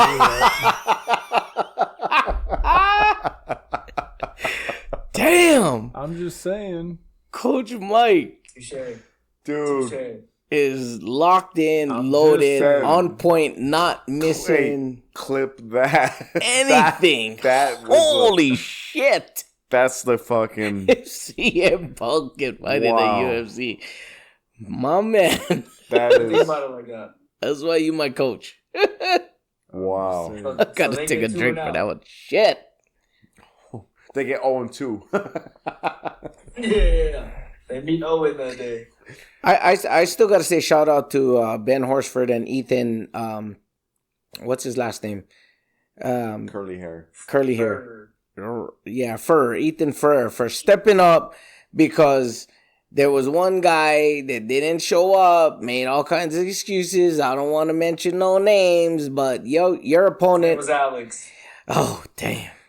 Your opponent was sitting in the crowd, and he was just very upset that you didn't show up, that you made an excuse. Whatever the excuse may be, you knew about this months in advance.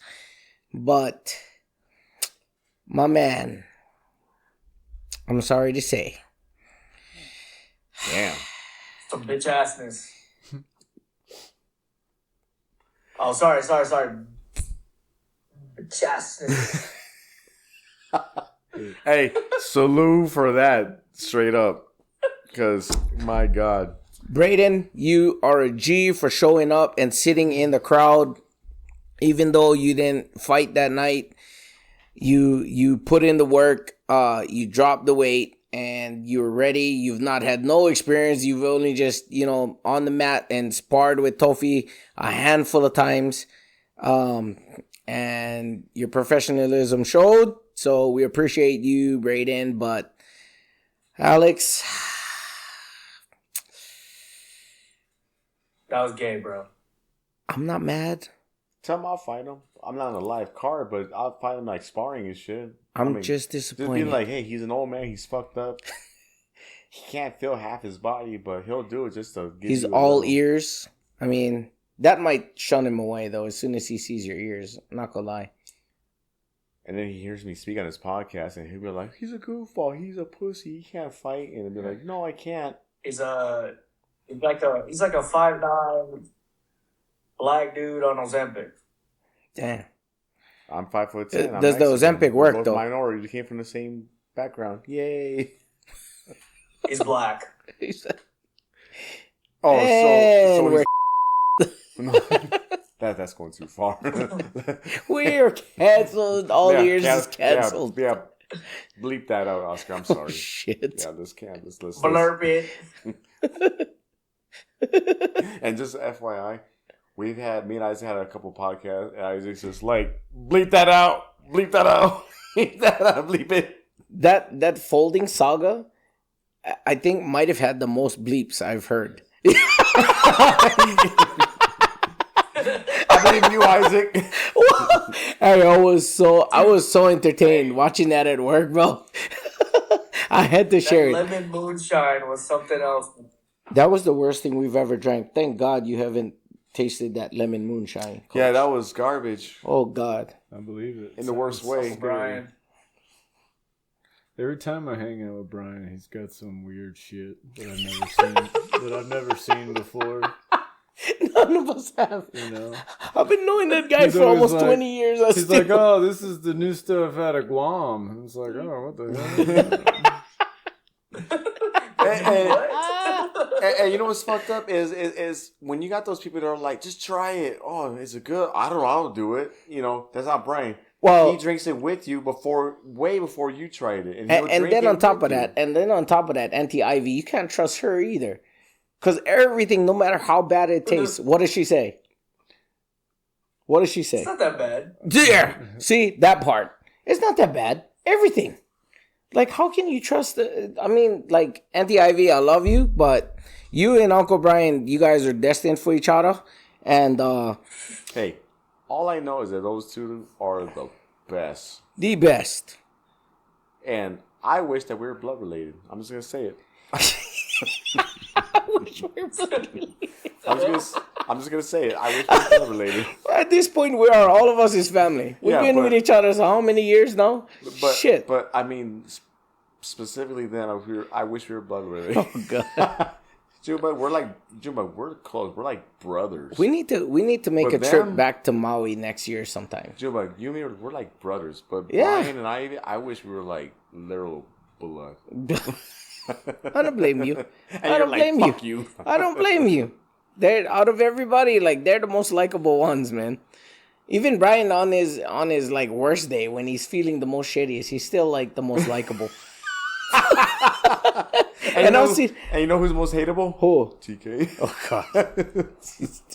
Fuck you, TK. We love you. Oh, I love you, TK. Freaking TK. He's always catching strays on the pod, man. Oh, nonstop. Because, you know, why not? And one day TK's going to be on this podcast with you and me, and he's going to be like, what the fuck am I at Target? And everyone's going to be like, you know what? And we'll put a clip to Mike, Coach Mike right there, where he's punching the bag, beating the shit out the bag. He's going to be like, fuck you, TK. And we'll be like... Mike's face. Why you gotta do it to me? Yeah. You got a show, just come up, call it like a catchy segment. Like every time you throw TK under the bus, say, oh, that's TK thrown on the freeway again. That's another TK on the freeway moment.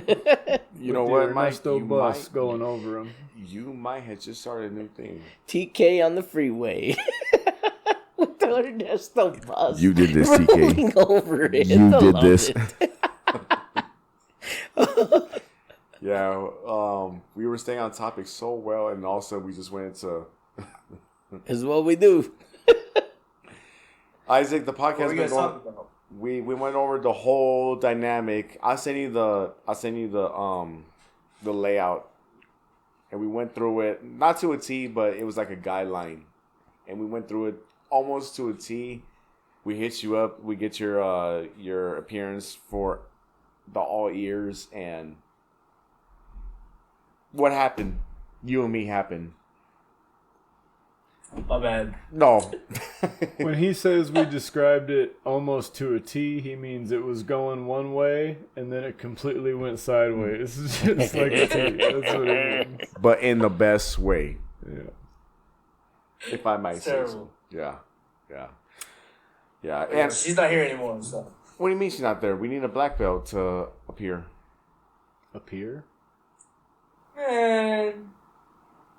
Sent her ass home. Two's not bad. What? I said 2 black belts is not bad. You got Isaac and Professor Junbug. Yeah, but we needed 3 black belts. So where's she at? Oh man, she's been doing Navy stuff for all this time. I don't know if she would be relevant at being a seaman. Damn, he said it. Wow. That's her rank. Oh. Get your mind out of the gutter, bro. No, I thought it was a subliminal message. That's different. Yeah, what does that mean? No, No, she's really not there. No, she had to. She had to be on base before 10. So you. What time is it now? Over there. 10:06. Oh shit! Yeah. So she got 12 hours. No, if they're like at the gate, bro. If they're not in past the gate, man, they have severe penalties. No. So she got 12 hours from this moment right now to be there by 10 a.m. No, 10 p.m. tonight. Wait, 10 p.m. or 10 a.m.? PM. Oh, shit, my bad. Yeah, so she. I thought bad. I was thinking my bad. Yeah, severe penalties for that one. So this is your fault. Because you're like all game. You're like, fuck it, fucking podcast. Let's fucking do it. Hell no. I was supposed to be kicking it with her yesterday, but it's another story. Yeah. Tune in next week for next week's podcast.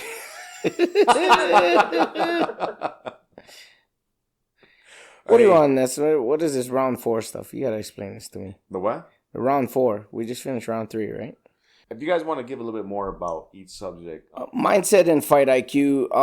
Mindset for the fighters as far as like opposite ends go. I think definitely aggressor would go to Nate in the main event. To piggyback off what Coach Mike was saying, he was already in his mind the more dominant of the two, coming off that boxing fight earlier. And then fight IQ for Nate. I feel like because Nate does have a taekwondo background. When he was putting together his combinations, and from what I was hearing from Mike, stay calm, put things together. When he started using his range and his taekwondo background, he was landing really well and pressing against Logan to where Logan had no answer for that. And then as far as like fight IQ on the opposite side, he needed to box the kickboxer. He needed to box the kicker. And that's obviously that's easier said than done. He needed to disrupt Nathan's rhythm. He needed to upset his combinations before Nate could hit him with the finishers, which was either his power shots or his power leg kicks. But instead, Logan was not in that right mindset, and the fight IQ was not being told to him as far as like fight the kicker with boxing, and disrupt the combinations before Nate could get him off. And then that led to that led to me stopping it early. Everybody's got a game plan to get punched in the face. Yes, it's true. Isaac, what do you think? It's the true fucking story, man. Which I one? mean, I was the third man. I had the best seat. I mean, you guys had the coach had the second best seat, and then both of you guys were on the outside in as like fans and spectators. So Nels blocked my camera many times in my way. Even called her out. I love Nels. Fuck you, Nels. She fucked up my scene. She blocked my camera way too many times. She's Mike was about to get it. Yeah, Mike has a I am Tiger Raiders ring. Go ahead, Mike. No, I'm just saying they did a good job. I mean, I can't complain about all wins and all finishes from our strikers, and then the two young kids who went against each other. The two young kids who went against each other, they fought to the distance and both fought hard the whole fight. So I've been doing it long enough and cornered enough fighters to where I've had some pretty shitty nights, right? So you can't complain about a night where everybody wins. Amen. Nobody got hurt at least from our gym. I know the one gentleman had to go get his toe checked out, but I blame him for that. well, it's a. But yeah. I mean, I get a new purple toe every other week. You know, it's just the way it goes when you're Who kicking would have thunk people. it, man? Yeah. The strikers from 9IO BJJ outperformed the jiu-jitsu guys. Damn. Well, hey, That's a hard pill to swallow, and I'm still trying to. Trust me. even a broken clock is right twice a day. You know? That's a great saying. That's a great saying. It really is. It is. Coach Mike, you coming with the fire tonight. You've not missed anything Coach yet. Mike is in his bag tonight. And tonight, I don't know what it is. Might have been the chocolates. Maybe. Coach Mike said this is the first time he went buy from this place, so. Yeah, not too bad. He's talking about I've been sitting here eating a couple of chocolate bars, a couple of 100 milligrams worth of edibles here. I think that's what your dad's talking Couple about. hundred. God damn. That's not that much. That was the That's first And 15 minutes. I keep looking over at him, and I'm saying, like, is the federal job worth it, or is this chocolate worth it right now? Allegedly. I got one left. It looks Oh, pretty gosh. good. I'm debating. And then raspberry. Oh man. Yeah, but I'm happy about it. Overall, everybody did pretty good. You can't complain about wins. I mean, obviously, there's stuff that we got to work on, but there always is, right? There always I is. mean, Don't matter. Jiu-jitsu, MMA, even top everything. level title fights, whatever, you can walk out of there and go, all right, we got to fix this for next time, you know, whatever the case may be. So that's all it is. You just got to come back and try to get better and try to work on not making the same mistakes that we did before, you know. Mm-hmm. But hell, they won. They fought aggressively. They took control of the fight. They were confident in their abilities, you know. Yep. So got to take the wins when you can get them, right? Yes, sir. Yes, sir. 100%. Right, that's I mean, for me anyways, like as a high school coach, not a lot of those wins are going to be clean or pretty. It's going to be gritty, ugly. And sometimes those are the best performances to look back on and kind of pick apart for like future references on game planning and stuff like that. But Rayeden and Cam was a crazy fight, man.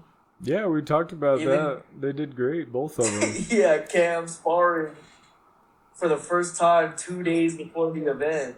Right. It's pretty interesting, man. I mean, but Cam been training for years. He just has not been, and he's ended up in like maybe less than this much striking, like sparring classes. Not too many. Yeah, not too many.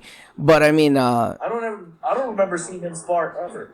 He I sparred a couple of times, but yeah, Yeah. you're right. Yeah. I've never seen him spar. I only know because I've seen him there and heard about him on a couple of sparring nights. yeah, you could tell when I tag him on the Instagram on that 5:30 class. But you know, initially we convinced him to do that match because it was Rayeden. He was familiar with Rayeden, and I feel like it was we told him like, oh yeah, it's just gonna be sparring, you know what I mean? But man, those two boys forgot that I said, oh, it's gonna be sparring, and they looked like a real match. They were both trying to do the best they could. They both wanted to win, so it Man. turned into a pretty competitive thing. I was like, yo, y'all forget that I said this is glorified sparring? Like they were trying to leather slang, like gun shoot. Yeah, they fought well though. They did. Both I of mean, them you did know, good. jeez. Yeah, I mean, that's always a great thing when you can have two teammates who spar each other, or at least like practice with each other pretty close to every day, go out and compete and throw out that teammate relationship out the window. That's For professionalism. the 6 minutes that is. That's professionalism. It also, Rayeden has, you know, a little more experience. He's had a couple of fights and things like that. Yeah. But for Cam, who told me he wanted to fight, and then he didn't want to accept the fight, and then last minute decided to sign up to fight. 2 days before. For Cam, because it went the way that it did, it gave him, I think, a good enough boost of confidence to where I was talking to him and his mom after. I said, you did good tonight, you know. You made some mistakes. You did this and that. But I go, just imagine if you did like a full fight camp and was sparring and doing all that. Imagine how good you would do. And you could see that he was like, yeah, I think I could. So hopefully it gives him the confidence to show up and sign up for something else and really train thoroughly this time because he could do well. And hopefully the rest of them fighters see how amazing a full fight camp does for you. Yeah, Coach Isaac, I brought up earlier, maybe you can clarify if this is true or not, because I don't have any verification of it. It's just what I think. Because some of them wrestling boys came back and watched the fights in the evening, did Nate gain a little bit of respect in that wrestling room? Were some of them boys looking at him like, damn, I didn't know Nate punched his face like that?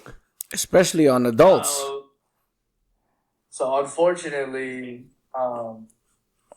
he loves striking so much that he hasn't been showing up to practice. Oh, what?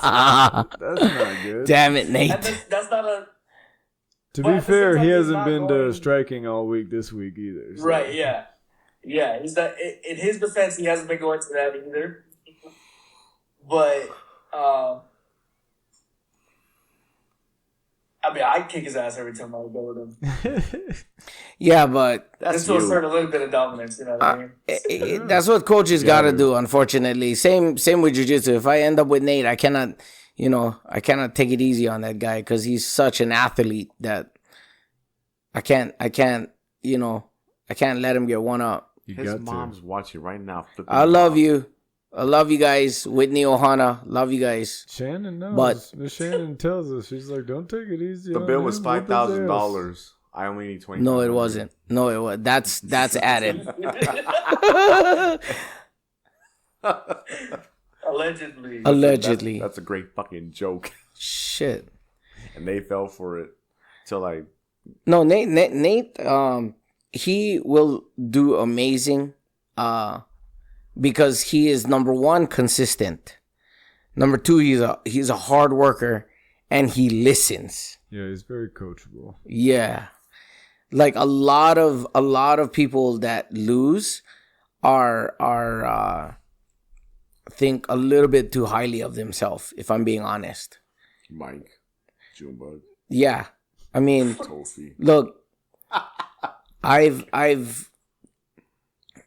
gotta eat that humble pie just like everybody else does. You know, I gotta take it back to the drawing board. However, I can say that when I do put myself through torture and I end up with those guys, him, his brother, and all you higher belts, I force myself to roll with you guys and not just beat up the white and blue belts. I feel much more confident of my matches, regardless that they pretzel me in the first 45 seconds because the guy looks like Sato Itoshi. I mean, I didn't gas out like I usually do. You kicked my ass a couple weeks ago really bad. It was horrible. That, again, is a fabricated statement. I was thinking to myself, like, fuck, is this... Okay, there's Blood In, Blood Out, Bound by Honor. There's that movie. And I usually get my ass kicked by you like that. This time it was like American Me. And if you've seen that movie, you know what the fuck I mean. I was like, this is horrible. You get jumped in a car while you were making love to your lady? No, not that part. Don't look at me, little puppet. I wish it was that part. Sell. But he did the horrible thing. That was TK. And I was like, Chuba, what's going on? And I'm looking at him like that emoji where they're like teary-eyed, like smiling.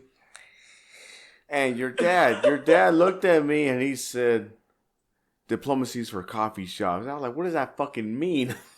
I was like, Jesus Christ. Hell, I don't even know what that means. Yeah, you said it. I don't know what it means. I'm gonna have to look that up. Look it up. Shit. You Clearly said we it. don't We're hang thinking out it. in It's coffee real. shops. It's canon now. How about we ask Meyer? He might know. If he could speak it and hear it, you know what? Damn. Damn. That's your dad. That's your dad. Anyway. Oh, you're looking at me. That's Aladdin's daddy. I almost forgot how much fun those events were to do at the gym. Yeah. It was great. I had a lot of anxiety just because it's been a long time since I've been doing that. But after I got the groove down, it was okay.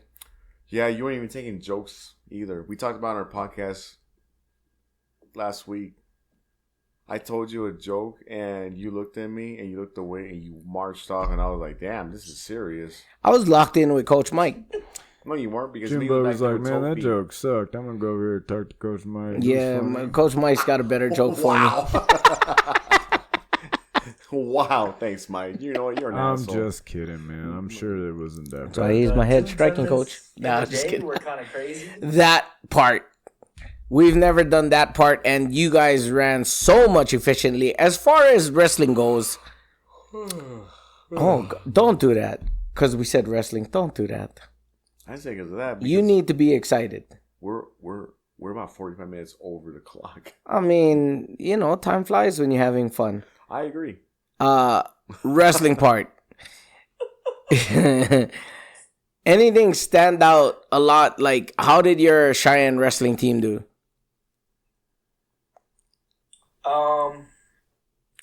We've seen better days, man. Shit. Well, technically all of our guys placed, but I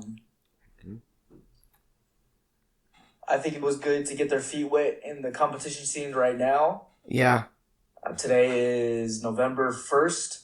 Yep. We got like T-minus 3 weeks till they officially step on the mat.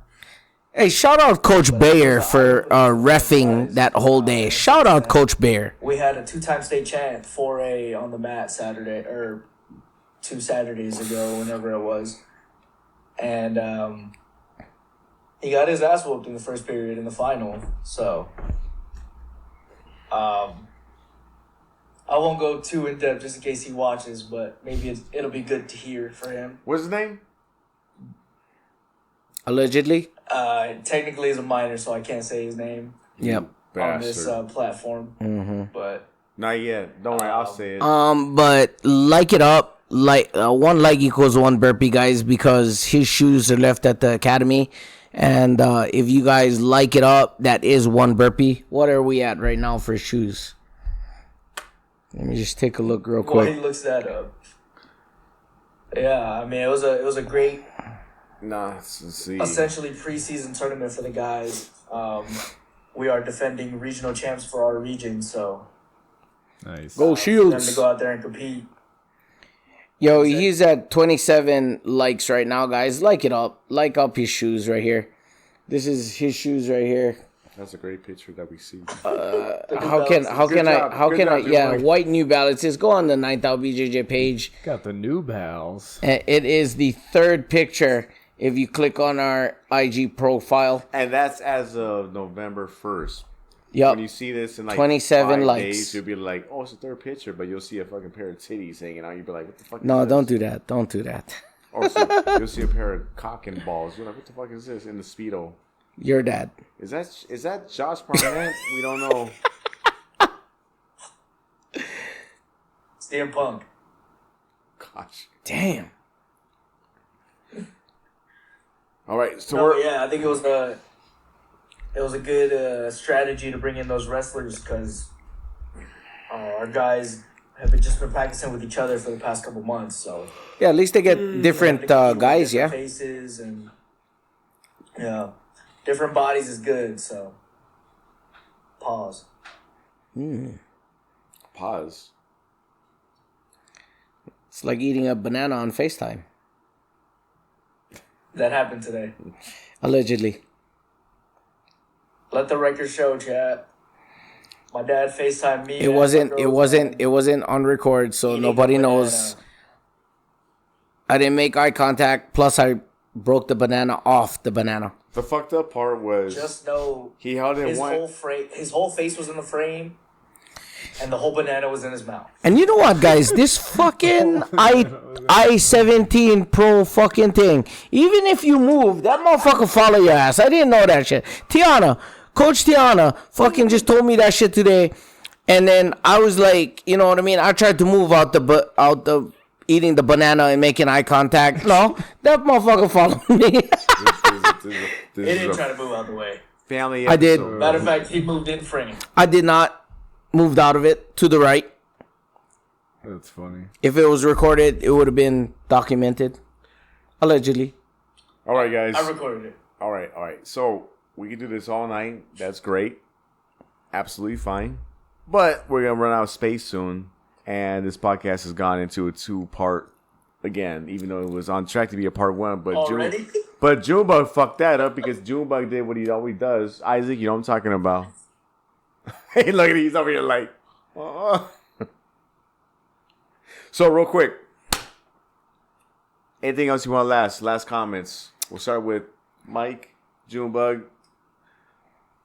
I got nothing, and then Isaac will close this out. And Isaac, you stay on with us and drink with us, talk shit, but I don't have too much. I've broken down all the fights. I'm just happy that they won, and I hope that all of them, Jathan, Nate, the boys, Cameron, I hope they all come back and fight and train and sign up to do another one, because it's the only way we're going to see their progression, you know? Hopefully they took something from this positive and gained some confidence and realized that they can do it, you know? They train and work for it. So I just hope they keep building off it, just keep showing up.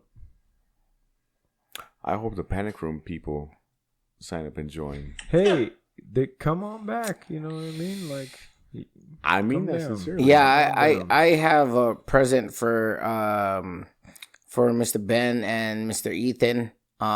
You get to fight me next. No, I've not. Oh. That's Sorry. I said present, not punishment. Present, not punishment. Sorry. You get to train with me. I'm gonna give it to Coach Tiana, and she'll give it to you guys. I forgot to give it to her today, but hopefully you guys take advantage of that present and get your ass on the mats. And for Mr. Alex, hopefully the next event that we show, I didn't say that, but Rayeden is expecting his match, and he is ready, willing, and able to meet you on our mats for your glorified sparring match.